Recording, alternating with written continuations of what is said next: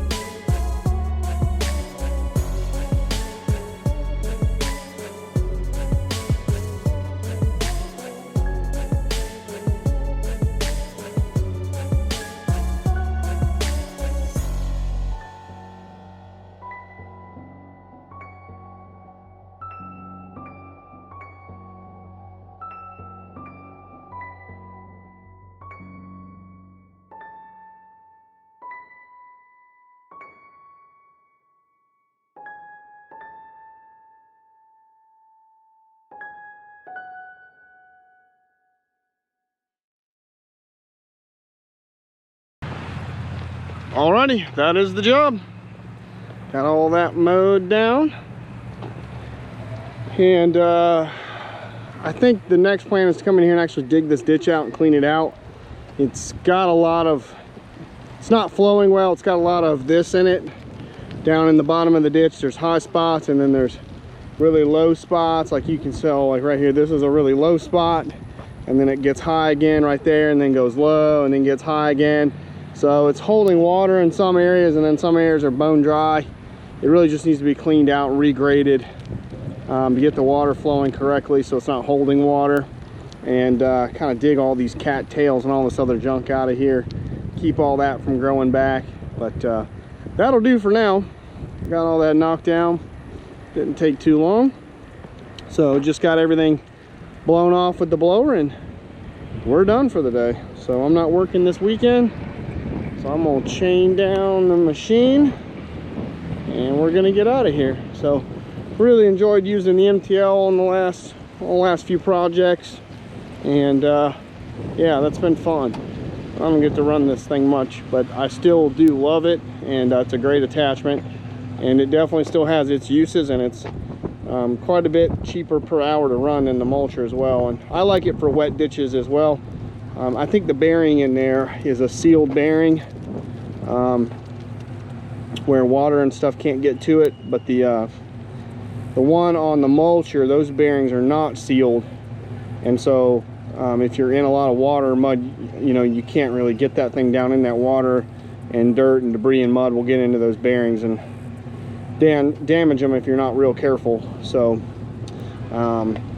yeah, so I'll try to keep for doing like really muddy and wet ditches, if I can do it with this, is what I prefer, you know, as well as doing the impoundment as well down at my parents' farm. So yeah, that's been fun.